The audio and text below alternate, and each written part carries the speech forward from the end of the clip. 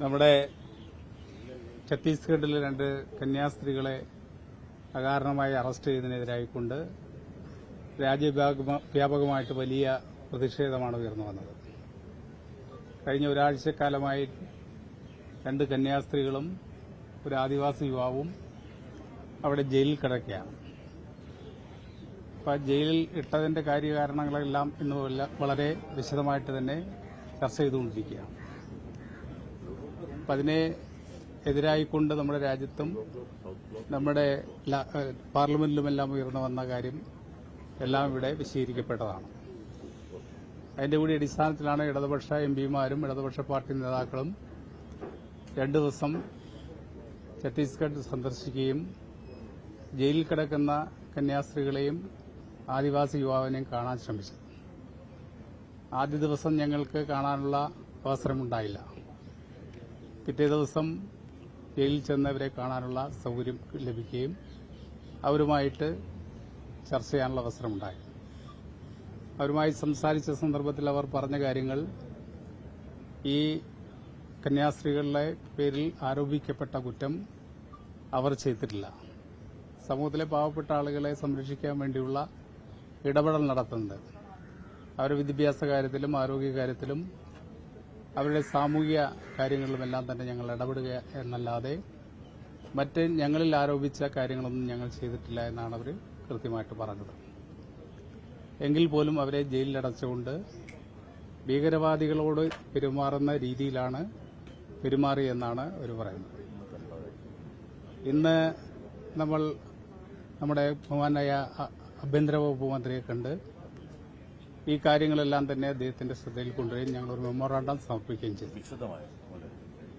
Detail ആയിട്ടുള്ള ഒരു മെമ്മോറാണ്ടമാണ് സമർപ്പിച്ചത്. അത് സംബന്ധിച്ച് അദ്ദേഹം ഇടപെടാമെന്ന് പറയുകയും കന്യാസ്ത്രീകൾക്ക് എത്രയും പെട്ടെന്ന് ജാമ്യം ലഭിക്കാൻ വേണ്ടിയുള്ള അവസരമൊരുക്കാമെന്ന് ഞങ്ങളോട് സമ്മതിച്ചു. അതിന്റെ അടിസ്ഥാനത്തിൽ അടുത്ത ദിവസം തന്നെ അവർക്ക് മോചനം സാധ്യമാകും എന്നുള്ള പ്രതീക്ഷയാണുള്ളത്. നമുക്കറിയാം, നമ്മുടെ രാജ്യത്ത് ഓരോ മതവിശ്വാസികൾക്കും അവരുടെ വിശ്വാസ പ്രമാണങ്ങൾ അനുസരിച്ചുകൊണ്ട് പ്രവർത്തിക്കാനുള്ള സ്വാതന്ത്ര്യമുണ്ട്. ഓരോ മനുഷ്യനും അവരുടെ വിശ്വാസത്തിനനുസരിച്ച് ജീവിക്കാനുള്ള സ്വാതന്ത്ര്യം നമ്മുടെ ഭരണഘടന നൽകുന്നുണ്ട്. ആ മൌലികമായിട്ടുള്ള അവകാശങ്ങൾ ഇല്ലാതാക്കുന്ന നിലപാടിലേക്ക് നമ്മുടെ രാജ്യം നീങ്ങുന്നു എന്നതിന്റെ തെളിവ് കൂടിയാണ് 2 നിരപരാധികളായിട്ടുള്ള കന്യാസ്ത്രീകളെ അറസ്റ്റ് ചെയ്ത് ജയിലിലടയ്ക്കുകയും അതോടൊപ്പം തന്നെ ഒരു ആദിവാസി യുവാവിനെ അകാരണമായിട്ട് തന്നെ ജയിലിലടയ്ക്കുകയും ചെയ്തു. ഇത് ഒറ്റപ്പെട്ട സംഭവമായിട്ടല്ല കാണുന്നത്. ഇന്ന് നമ്മുടെ രാജ്യത്തിന്റെ പല ഭാഗങ്ങളിലും ആൾക്കൂട്ട വിചാരണകൾ നടന്നുകൊണ്ടിരിക്കുകയാണ്. ഇവിടെ ഞങ്ങൾ മനസ്സിലാക്കിയത്, കന്യാസ്ത്രീകൾ പറഞ്ഞത്, ഇവിടെ പോലീസുകാരുടെ മുൻപിൽ വെച്ചാണ് സംഘപരിവാർ ശക്തികൾ ഈ നിരപരാധികളായിട്ടുള്ള ആളുകളെ ചോദ്യം ചെയ്യുകയും അവരെ ആക്രമിക്കുകയും ചെയ്തത്. അത് നമ്മുടെ രാജ്യത്താകെ വർദ്ധിച്ചു വരികയാണ്. തീർച്ചയായിട്ടും അതിനെതിരായിക്കൊണ്ടുള്ള വലിയ പ്രതിഷേധം ഉയർന്നു വരുന്നതോടൊപ്പം തന്നെ നമ്മുടെ കന്യാസ്ത്രീകൾ, പ്രത്യേകിച്ചും കേരളത്തിൽ നിന്നുള്ള 2 കന്യാസ്ത്രീകളാണ് ജയിലിലടക്കപ്പെട്ടത്. അവർക്ക് എത്രയും പെട്ടെന്ന് മോചനം സാധ്യമാകും എന്നുള്ള പ്രതീക്ഷ ഇപ്പോൾ ഉണ്ടായിട്ടുണ്ട്. എത്രയും പെട്ടെന്ന് അവർ ജയിൽ മോചിതരായി മാറട്ടെ എന്നാണ് ഞങ്ങൾക്ക് പറയാനുള്ളത്. തീർച്ചയായിട്ടും അതിനുവേണ്ടി ഞങ്ങളെക്കൊണ്ട് ഇടതുപക്ഷ പ്രസ്ഥാനം ഇന്ത്യയിൽ വലിയ പ്രസ്ഥാനമല്ലെങ്കിൽ പോലും ശക്തമായ പ്രതിഷേധം എല്ലാ സ്ഥലങ്ങളിലും ഉയർത്തിക്കൊണ്ടുവരികയുണ്ടായി. രാജ്യസഭയിലും ലോകസഭയിലും എല്ലാം തന്നെ ഇക്കാര്യങ്ങൾ ചർച്ച ചെയ്യപ്പെട്ടിട്ടുണ്ട്. നമ്മുടെ രാജ്യമാകെ ആ കാര്യത്തിൽ വലിയ രീതിയിലുള്ള ഇടപെടലാണ് നടത്തിയത്. അതിന്റെ കൂടി ബലമായിക്കൊണ്ടാണ് ഈ മോചനം സാധ്യമാകാൻ വേണ്ടി പോകുന്നത് എന്നാണ് സൂചിപ്പിക്കാനുള്ളത്. ജൂലൈ 25 നമ്മളെല്ലാവരെയും സംബന്ധിച്ചിടത്തോളം വളരെ ദുഃഖിപ്പിച്ച ഒരു കറുത്ത ദിനമായിരുന്നെങ്കിൽ ഇന്ന് വൈകുന്നേരം നിങ്ങളുമായി പങ്കുവെക്കാനുള്ള കാര്യം ബഹുമാനായ Shri K Radhakrishnan M P ഇവിടെ വിശദീകരിച്ചു. നിരന്തരമായ ഇടപെടലിന്റെയും സമ്മർദ്ദത്തിന്റെയും ഫലമായി അതിനകത്ത് നമ്മുടെ കേരളത്തിലെ മാധ്യമങ്ങൾ വഹിച്ച പങ്ക് അസാധാരണമാണ്. നിങ്ങൾ തന്നെ എല്ലാവരും അവിടെ പോകുന്ന സ്ഥിതിയുണ്ടായി. ഇതിന്റെ ഓരോ കാര്യവും സത്യസന്ധമായ കാര്യങ്ങൾ കേരളത്തെയും ലോകത്തെയും നിങ്ങൾ അറിയിച്ചു. അങ്ങനെ പലതരത്തിലുള്ള സമ്മർദ്ദത്തിന്റെ ഫലമായി ഇന്നിപ്പോ കേന്ദ്ര ആഭ്യന്തരമന്ത്രി ഞങ്ങളുടെ നിവേദക സംഘത്തോടും കൂടി പറഞ്ഞ കാര്യങ്ങൾ നമ്മൾ പൂർണ്ണമായി മുഖവിലേക്ക് എടുക്കുകയാണെങ്കിൽ ഏതാനും മണിക്കൂറുകൾക്കകം ഒരു ശുഭവാർത്ത ഉണ്ടാവേണ്ടതാണ്. അതാണ് നമ്മളെല്ലാവരും വളരെ ആകാംക്ഷാപൂർവ്വം പ്രതീക്ഷിക്കുന്നത്. ഇടതുപക്ഷ പാർട്ടികള്, ഇടതുപക്ഷ ജനാധിപത്യ മുന്നണി എംപിമാരടങ്ങിയ പാർട്ടി നേതാക്കന്മാരടങ്ങിയ സംഘത്തെ അങ്ങോട്ടേക്ക് വിട്ടു.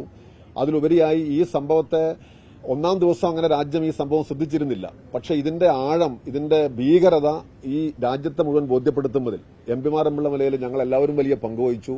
അത് ചർച്ചയാക്കാൻ വേണ്ടിയുള്ള നിരന്തരമായ ശ്രമങ്ങളുണ്ടായി.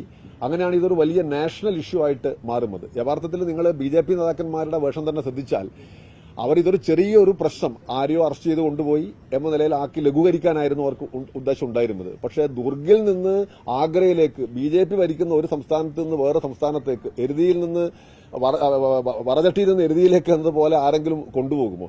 വളരെ ഫൂളിഷായ അടിസ്ഥാനരഹിതമായ ഒരു കേസായിരുന്നു അത്. അപ്പോൾ തുറന്നു കാണിക്കുന്നതിൽ ഞങ്ങൾ വിജയിച്ചു എന്നാണ് വിചാരിക്കുന്നത്. അത് കേന്ദ്ര ആഭ്യന്തരമന്ത്രിയുടെ ശ്രദ്ധയിലും പെടുത്തി അദ്ദേഹമായിട്ട് സംസാരിച്ചു. ഇന്നും ഞാൻ നേരത്തെ പറഞ്ഞതുപോലെ എല്ലാവരും പങ്കുവച്ചതുപോലെ വളരെ ശുഭസൂചകമായ ഒരു ദിവസമായി നാളെ മാറുമെന്നാണ്. 25 ഒരു കറുത്ത ദിനമായിരുന്നെങ്കിൽ നാളെ ഓഗസ്റ്റ് 1 വളരെ വളരെ വളരെ വളരെ സന്തോഷകരമായ ഒരു ദിവസമായി മാറുമെന്നുള്ള പ്രതീക്ഷയാണ് നിങ്ങളുമായിട്ട് പങ്കുവെക്കാനുള്ളത്. അതിനകത്ത് ഇടതുപക്ഷം ഒരു വലിയ പങ്ക് വഹിച്ചു, കേരളം ആകെ പങ്കുവഹിച്ചു. ഒരൊറ്റ മനുഷ്യനെ പോലെ നമ്മൾ നിന്നു എന്നതാണ് ഏറ്റവും പ്രധാനപ്പെട്ട കാര്യം. പിന്നെ ഞങ്ങളെല്ലാം പോകുമ്പോൾ ഞങ്ങളെ എല്ലാ ഘടകങ്ങളും അവിടെ സഹായിച്ചു. ഏതെങ്കിലും ഒരു പ്രത്യേക പാർട്ടി ആമലയിൽ അതിനെ ചിത്രീകരിക്കുന്നത് ശരിയല്ല. എല്ലാവരും പോകുമ്പോൾ എല്ലാവരുടെയും കൂട്ടായ മനസ്സും സമ്മർദ്ദം അതിന്റെ ഭാഗമായിട്ടുണ്ടായിരുന്നു എന്നുള്ളതാണ്. ഇത് കേരളം നേടിയെടുത്തിരിക്കുന്ന ഒരു വിജയമാണ്, മതനിരപേക്ഷതയ്ക്ക് കിട്ടിയിരിക്കുന്ന ഒരു വിജയമാണ് നാളെ ഉണ്ടാകാൻ പോകുമെന്നാണ് ഞാൻ വിചാരിക്കുന്നത്.